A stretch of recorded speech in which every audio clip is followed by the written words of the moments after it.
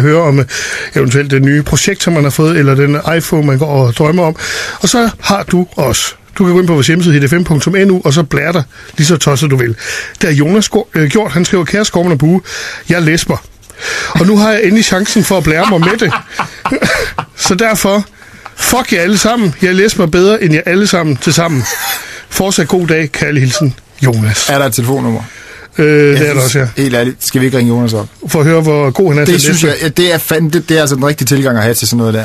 Fuck ja. Skal vi ikke det? Jeg læser bedre, når han skal have lov til at give alle folk baghjul. Det synes jeg er i orden. Det vender vi tilbage til lidt senere.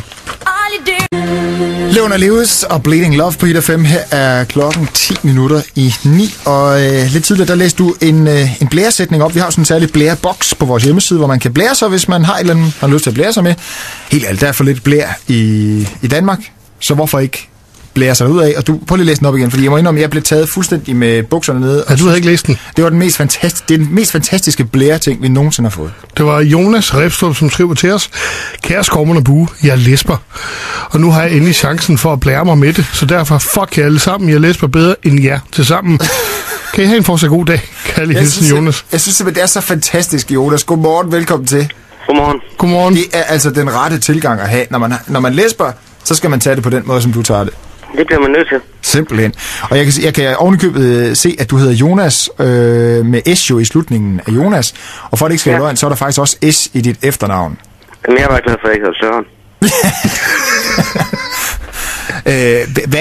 Hvilken sætning er de værste, eller hvad skal man sige, de bedste at sige, når man læsper? Det er meget træls, fordi jeg får altid de mest irriterende sætninger i engelsk. I engelsk?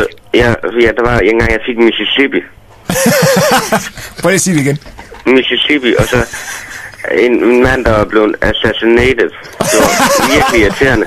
Og det var i samme sætning, eller det var i samme sætning her.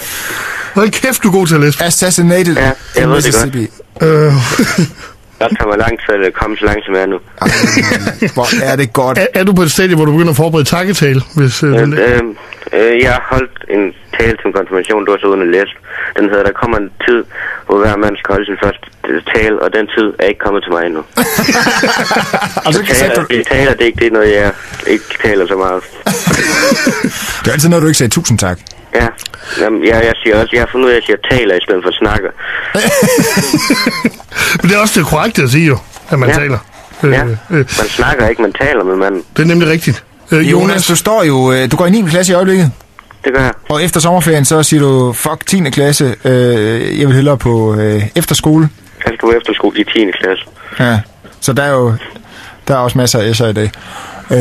Og der skal du på en efterskole med der sådan fokuserer på 3 ting. Ja, du fokuserer på idræt, drama og musik. 3 ting, jeg ikke kan finde ud af. Og igen, det er den rigtige ånd at have, og så kaste sig ud i det.